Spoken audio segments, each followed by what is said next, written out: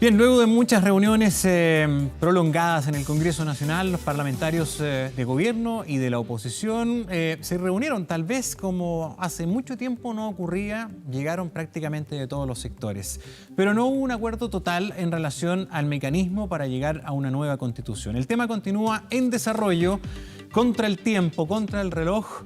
A ver cómo se resuelve lo que sería la solución, aparentemente una convención constituyente. Estamos con el senador de la Democracia Cristiana, Francisco Huenchumilla, a quien agradecemos por esta entrevista. ¿Cómo está? Gonzalo, buenos días. A ver, vamos por las cosas buenas. Uno, hace muchísimo tiempo que no veíamos a todos los sectores sentados en una mesa. Eso ocurrió. Otra, la pregunta ya no es si es que hay que cambiar o no la Constitución. Sí. El tema es cómo. ¿Cómo ve usted el último tiempo de este partido, que se empezó a jugar a gran velocidad, incluso para algunos plazos de 24 horas? Bueno, esto está gatillado porque la gente salió a la calle y le dijo a los que dirigen este país que quiere cambiar profundamente esta sociedad. Esto no habría sido posible sin esta movilización de la gente, porque llevamos muchos años reclamando contra las injusticias y nunca ha habido acuerdo. El problema es que para hacer estos cambios tú tienes ciertas reglas del juego hoy día vigentes que están en la Constitución, que dice que para cambiar estas reglas del juego tú necesitas los 2/3 de los diputados y senadores en ejercicio. Entonces, inevitablemente, eso requiere un esfuerzo de los dos grandes bloques políticos que es gobierno y oposición. Y hoy día entonces hay conciencia de que o nos ponemos de acuerdo o no hay forma, digamos, de entrar a un camino de entendimiento y de salida a esta crisis. Ahora lo que ha pasado, además de que se reúnen todos los sectores, es que por primera vez vemos al sector más reticente a los cambios constitucionales, abierto y llano así hacerlo, como la Unión Demócrata Independiente, que ya se puso sobre la mesa abierta a la discusión. Bueno, eso sucede cuando hay sectores que creen que han clavado la rueda de la historia mediante el establecimiento de constituciones rígidas como esta, que estableció un sistema con quórum muy altos, 2/3 en unos capítulos, 3/5 en otros capítulos, lo cual obliga simplemente a estar todos de acuerdo o simplemente no hay cambio. Eso al final revienta, porque esto es como una olla a presión, y entonces pasó lo que pasó porque la gente dijo, bueno, basta con esto, y hoy día entonces todos los sectores se dan cuenta que hay que ponerle racionalidad al tema y ponerse de acuerdo. Entonces en eso estamos, buscando un mecanismo. Ese mecanismo finalmente da la impresión de que el consenso va a ir por la convención constituyente, ¿no? Que es un mix con presencia de parlamentarios y presencia de la sociedad civil. La pregunta es, parece, el porcentaje de distribución. Algunos hablan del 80% sociedad civil, solo 20 parlamentarios, otros 70-30. ¿Usted cuál cree que será la proporción más adecuada? Mire, aquí hay una cuestión de principio primero, porque se supone, ¿no es cierto?, que como esta es una sociedad que tenemos 18 millones, y así en distintos países hay distintos números, se supone que las reglas las tenemos que dictar entre todos, no unos pocos dentro de un recinto, de una oficina, sino que la soberanía popular, en eso se va hacia la democracia. Pero en Chile nunca hemos tenido una constitución así. Pero en otras partes del mundo existen muchas experiencias. En los últimos, mire, del año 90 al 2015, se han dictado más de 100 constituciones en el mundo. Un 30% más o menos se ha hecho con asamblea constituyente. Y el resto con convenciones mixtas. Entonces acá, si uno pudiera buscar una explicación, naturalmente que los sectores que están a favor de la Constitución, los sectores de derecha, le tienen un miedo al salto al vacío de lo que podría ser una asamblea constituyente. Porque no tienen ninguna razón, usted no les concede ni un punto en esa preocupación. Por ejemplo, en parte del sector de esa derecha está el sector, ¿verdad?, del mundo del mercado, del mundo de la inversión, y ellos funcionan con un elemento que es bastante central. Los mercados siempre van a ver esto como una incertidumbre, porque las inversiones son a largo plazo. ¿Desde ese punto de vista tienen algo de razón o no? Ellos, claro, ahí ellos tienen un punto, porque ellos señalan que una asamblea constituyente no se sabe, en definitiva, por quiénes van a estar constituidos, quiénes van a ser los electos. Entonces es como un lago sin orilla, tú no sabes para dónde va a ir esto. Eso es un riesgo y efectivamente ahí hacen un punto. Pero el argumento contrario es decir, bueno, bueno, o aquí confiamos en lo que va a hacer la gente y nos atenemos a eso, o simplemente esta es una democracia oligárquica en que unos pocos dirigen el cuento de lo que hay. Entre medio puede haber una racionalidad y decir, mira, aquí nadie quiere echar abajo la estantería. Todos sabemos que esta es una república, no es una monarquía, nadie quiere un sistema totalitario. Entonces hay una cosa intermedia y por eso las conversaciones para buscar una mixtura entre constituyentes electos y otro grupo de parlamentarios que ya más o menos se sabe cómo piensan. Por eso que se quiere que estén parlamentarios, porque entre los 155 diputados y 43 senadores ya se sabe quién es quién.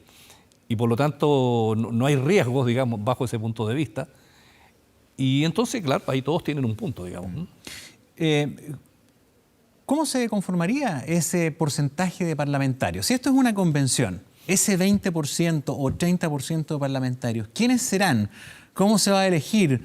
¿Quién va a designar cuáles van a ser los que van a participar? Bueno, detrás de ese acuerdo están estos temores que señalábamos, ¿no? Entonces se supone que habiendo parlamentarios van a amortiguar un poco la incertidumbre que pudiera significar elegir completamente los comisionados por elección popular. Entonces, esos parlamentarios tienen que ser electos por ambas cámaras, digamos, por los respectivos miembros de ambas cámaras. No hemos entrado al detalle, no, pero se supone que en la Cámara y en el Senado hay una proporcionalidad de parlamentarios respecto de los partidos políticos. Entonces se sabe cuántos son del Frente Amplio, de Renovación Nacional, etcétera, ¿no? Seguramente tiene que ser una proporción exactamente igual de lo que hay hoy día. Y cada uno de esos partidos elegirá a su representante. Pero lo que se está conversando es que el parlamentario que va como comisionado a esta convención simplemente termina ahí y tiene que después retirarse, no puede postular y por lo tanto es comisionado y ahí termina su vida política para darle garantía al resto y a la gente de que no va del Parlamento a la convención a hacer algo para él, ¿no? En esto surgen muchas preguntas. Claro. Surgen preguntas respecto al futuro de ese Parlamento, también al resto de los parlamentarios, claro, siguen o no, se van, se reeligen, se ponen unas fechas, en fin. Pero paralelamente al trabajo que ustedes están realizando en este diálogo, senador, se está avanzando más rápido por parte de los municipios. Sí. La Asociación Chilena ya tiene fecha, va a realizar una consulta con ya bastantes cosas definidas. Y la pregunta es, ¿cómo se debe administrar este doble efecto? Porque usted puede llegar a un estupendo acuerdo en el Parlamento, pero resulta que si la consulta del día 7 dice algo distinto a ese acuerdo, ¿con qué se va a quedar la gente? Convención, dice el Congreso, y resulta que la consulta de los municipios dice, no, asamblea constituyente. ¿Qué va a decir la gente? Bueno, efectivamente ahí tenemos un punto. Es exactamente como usted señala. Ahora, el problema tiene varias aristas. Una es la arista política. Cuando estamos en crisis, la pregunta es ¿quién resuelve esa crisis? Naturalmente que la gente pide que esto se resuelva, pero ¿quién conduce el Estado actualmente? Cualquiera que sea el juicio respecto de lo que están ahí, del presidente y de los parlamentarios, cualquiera que sea el juicio, el mundo político tiene que asumir su responsabilidad y resolver esa crisis. Cuando dentro del mundo político otro estamento que tiene una función distinta, como los alcaldes, introducen un factor diferente, tenemos un problema, efectivamente. Porque nosotros podemos llegar a un acuerdo, como usted dice, con convención mixta, y el plebiscito de los municipios puede decir asamblea constituyente. Entre medio hay también un par de cuestiones legales entre medio, ¿no? Sí, claro. Varias. Varias porque los municipios pueden llamar a plebiscito, pero solamente sobre materias de su competencia. Eso lo dice el artículo 118 de la Constitución. Por lo tanto, no tienen facultades para hacer un plebiscito respecto a cuestiones políticas que no están en su competencia. Ni tampoco, por ende, el servicio electoral a poder prestarle la asistencia pertinente para esos efectos. Y tampoco. Y por lo tanto, yo no sé si la Contraloría pudiera objetar la legalidad del gasto que pudiera hacerse por parte de los municipios para llamar a un plebiscito de esta naturaleza en una materia que está fuera del ámbito de su competencia. Eso es el punto de vista legal. Pero eso no le resta mérito al punto político que han hecho los alcaldes. Que hoy día pasa a ser mucho más relevante que lo administrativo. Efectivamente, mucho más importante. Y por lo demás, y yo lo digo porque yo también fui alcalde, el alcalde tiene mucha autonomía, son todas 345 repúblicas independientes. Entonces no hay un jefe de los alcaldes y por lo tanto tienen mucha autonomía en el plano político y ellos han marcado un tema. Entonces, a mi juicio, lo que procede es que se converse entre el mundo político, el gobierno y los alcaldes para que frente a la ciudadanía tengamos un frente común y no estemos buscando caminos que se topen. ¿Por qué no se ha hecho, senador? A ver, esto no es descubrir la rueda. Ustedes saben esta cuestión. En las reuniones de ayer este tema tiene que haber salido a la palestra, sí. El gobierno debe saber. Entonces yo no entiendo por qué en esa mesa que ya está en marcha en el Congreso no están sentados los alcaldes ya, o al menos un representante que lleve esta voz avanzada, porque les va a pasar que van a entrar en una dicotomía. ¿Sabe lo que pasó? En estos casi 28 días que llevamos en esto, todos esperábamos el ejercicio de un liderazgo respecto a este tema. Ya a mi juicio, este principal liderazgo lo tiene el Ejecutivo, el Presidente de la República, y eso no se manifestó, lamentablemente. Y entonces aquí se llenó un vacío de liderazgo por parte de los alcaldes. Los alcaldes dijeron, mire, tomemos estos caminos. Ellos hicieron un buen punto político, hay que reconocerlo. Nosotros todavía no llegamos a un acuerdo, pero ayer el punto se planteó. ¿Y qué pasó? Y bueno, entonces los presidentes de partido quedaron de conversar con los alcaldes y establecer un diálogo para ponernos de acuerdo, porque si nosotros tenemos un mecanismo de acuerdo mixto, por ejemplo, a lo mejor ese mecanismo pudiera consultarse en el plebiscito de los alcaldes. Pero eso es una cosa que ayer quedó encima de la mesa a disposición de los presidentes de partido para que conversen con sus alcaldes. ¿Están conscientes de que la conversa que ustedes tienen en el Congreso y el acuerdo, por más estupendo que sea, va a servir bastante poco si se lleva a cabo la consulta municipal en términos de que va a haber una diferencia? Salvo que haya una extraordinaria coincidencia, salvo. Claro, pero para resolver los problemas no sirven los saltos al vacío, ¿no es cierto? Por lo tanto, de los municipios es un salto al vacío. No, un salto al vacío en el sentido que nosotros acordemos A y los municipios acuerden B. Ese es un salto al vacío. Porque estamos hablando de dos estamentos institucionales, ¿no? La institución de los alcaldes versus el Parlamento. Entonces aquí lo que corresponde es que ambos conversen. Eso fue tratado ayer, lo conversamos y se tomó la decisión de que los partidos políticos conversen con los alcaldes, se reúnan y a ver si tenemos una convergencia para resolver esto. ¿Cuál es su mirada, la más generosa que haya respecto a lo que está pasando en el oficialismo? Se lo pregunto por lo siguiente. Acá hemos tenido un gobierno que ha manifestado una postura, pero vemos que dentro de su propio sector tenemos alcaldes que son del oficialismo que están liderando, ¿verdad?, otra vía. Y tenemos a Renovación Nacional que va 2 cuadras más adelante que el gobierno con una propuesta bastante diferente a la del oficialismo y a la de la UDI. ¿Cómo ve usted esta combinación que está cerca de la moneda? Yo lo veo como un proceso normal. Ya. Porque, como la vida de uno, la vida del matrimonio, todo. Cuando todo fluye bien, no tienes ningún problema. No te pones nervioso, estás tranquilo. Cuando se presentan las crisis, es que cuando tú tienes que demostrar que eres capaz de superar la crisis.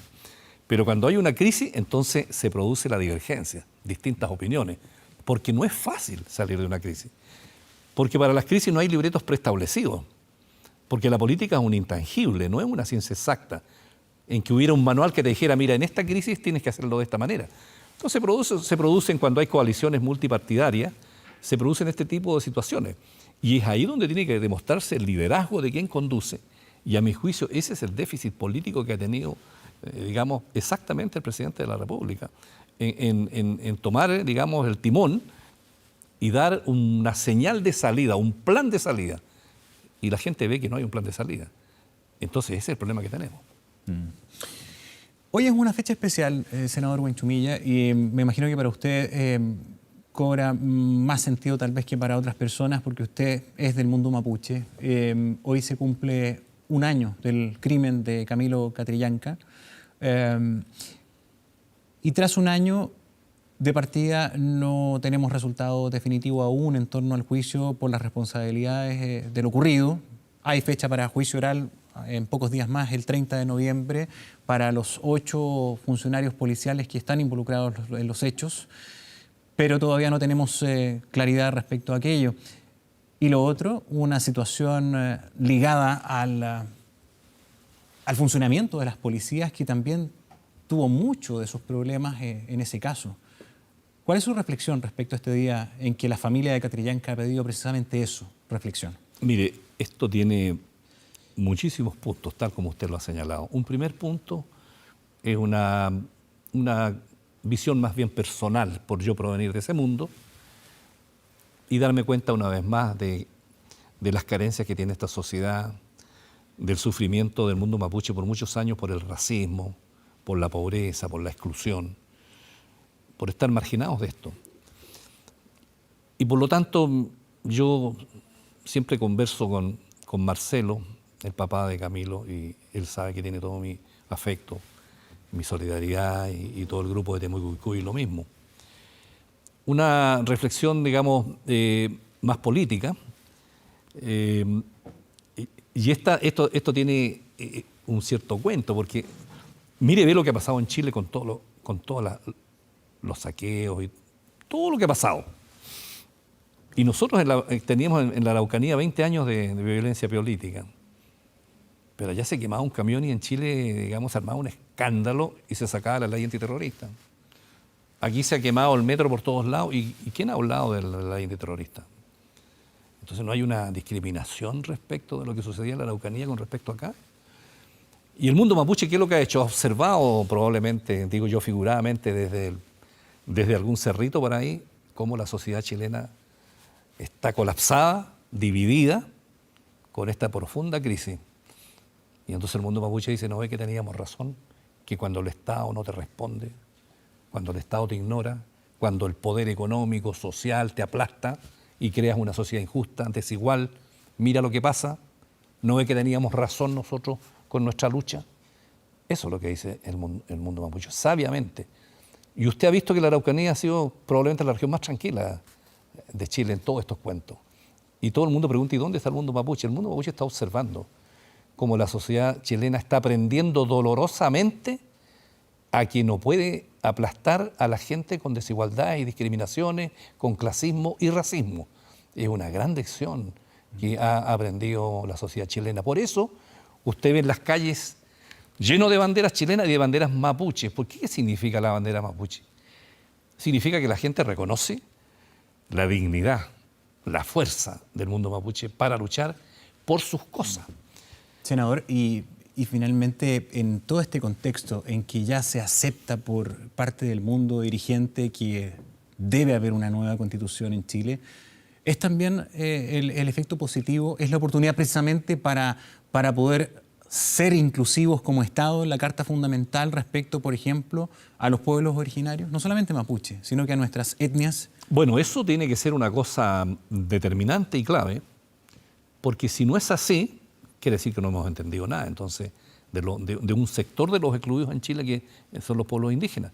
Por lo tanto, tiene que haber un porcentaje de asientos reservados para el mundo indígena en los constituyentes, de tal manera que tendría que haber un porcentaje. Se ha conversado también esto informalmente en el Senado, donde hemos estado reunidos, así que yo espero que ellos tengan una participación. Lo mismo pasa con la participación de las mujeres, ¿no? Entonces tenemos que colocarnos al día respecto de eso. Muy bien. Senador Buenchumilla, muchísimas gracias por venir. Estamos muy atentos a cómo se va desarrollando, ¿verdad?, este diálogo. Muy buenos días. Gracias. Buenas jornadas. Gonzalo, muy amable. 9:23, vamos a la pausa. Ya regresamos.